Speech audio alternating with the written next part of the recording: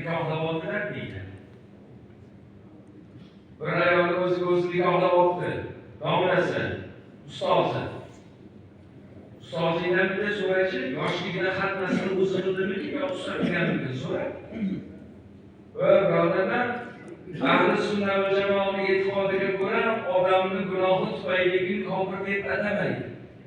Odamni xatosi uchun, gunohi uchun kofirga chiqarmaydi. Lekin Allohning oyatlarini, Allohning hukmlarini mazaqsa kofir bo'ladi. Allohning oyatlarini, Allohning hukmini mazaq qilsa, maynatsa kofir bo'ladi.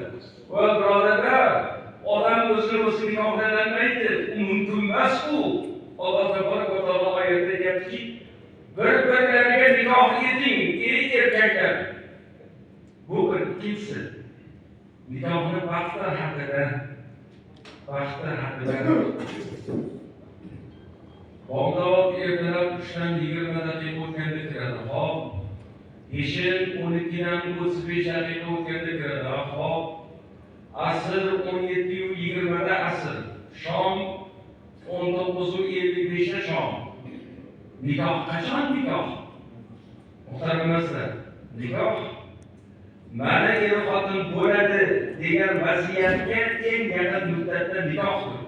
Mana hozir er-xotin bo'ladi, hozir er-xotinchilik qiladi degan vaziyatga eng yaqin muddatda nikohdir. Esizdami? Ota-bola nikohlayotganda kuyovlar gapini nikohlardi. Nega bir kun oldin nikohlamagan? Nega 3 kun yoki bir hafta oldin nikohlamagan? Zamonadagi gaplarni eshiting. Birov aytadi, orzumlar qizimizga soqchi kelib turganida bir ma'qulroq joyga kelib qoldi. Rozi bo'ldik, barakalla to'y bo'lsin. Shularni endi nikohlab qo'ysangiz yoshlarni.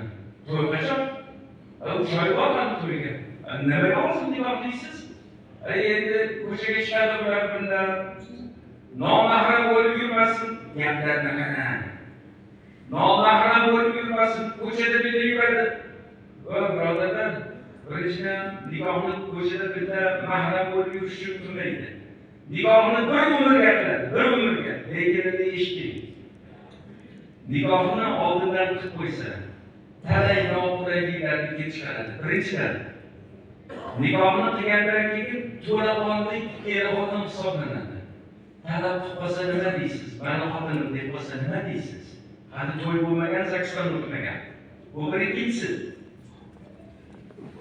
Erlik burchi, xotinlik burchi nikoh qilingan zahoti vojib bo'ladi. Masalan, ayol eridan beruxsat chiqmaydi. Bir ayol eridan beruxsat birovni uyga qo'ymaydi. Ikki ayol birovdan beruxsat, eridan beruxsat birovga bir narsa bermaydi. Uch ayol kishi eri chaqirsa boradi. Tandirni ustida bo'lsa kesin degan. Va birodarlar, bu aytilgan narsani nikohlab qo'ysa qilinmaydi-ku, iloji yo'q-ku buni.